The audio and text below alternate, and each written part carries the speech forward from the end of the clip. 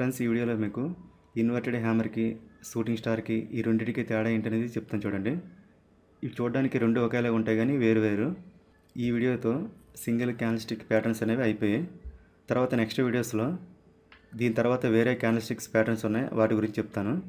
ఇప్పుడు ఈ inverted hammer, shooting star ఈ మధ్య రెండింటికి తేడా ఏంటనేది చెప్తాను చూడండి. ఇదే last video single candle stick ప్యాటర్న్స్లో. ఇది చూడండి, ఇది ఇన్వర్టెడ్ హ్యామర్ అనేది బులిష్ ప్యాటర్న్. ఇది ఈ షూటింగ్ స్టార్ అనేది బేరిష్ ప్యాటర్న్. చూపిస్తాను చూడండి. చూడండి, ఇన్వర్టెడ్ హ్యామర్ అనేది డౌన్ ట్రెండ్లో కిందన వస్తుంటుంది, రివర్స్ అయ్యే టైంలో మనకు కనిపిస్తుంటుంది ఇన్వర్టెడ్ హ్యామర్ అనేది. ఇది బులిష్ ప్యాటర్న్. ఇది చార్ట్కి బాటంలో కనిపిస్తుంటుంది. ఇదే విధంగా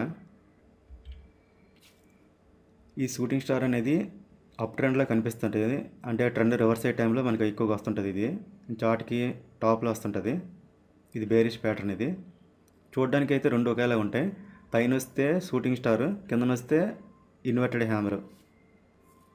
ఈ రెండింటి గురించి కూడా ఇంతకుముందు 2 వీడియోలు చేశాను. ఇన్వర్టెడ్ హ్యామర్ వస్తే ట్రేడ్ ఎలా తీసుకోవాలి, షూటింగ్ స్టార్ వస్తే ట్రేడ్ ఎలా తీసుకోవాలి అనేది 2 వీడియోలు చేశాను.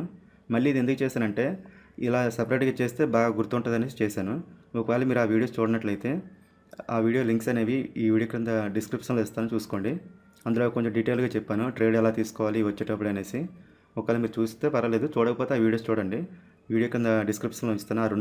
ఈ వీడియో 2 వీడియోలు కూడా ఉంచుతాను, చూసుకోండి. నెక్స్ట్ వీడియోతో మళ్ళీ కలుద్దాం. అప్పటి వరకు ఉంటాను. బాయ్.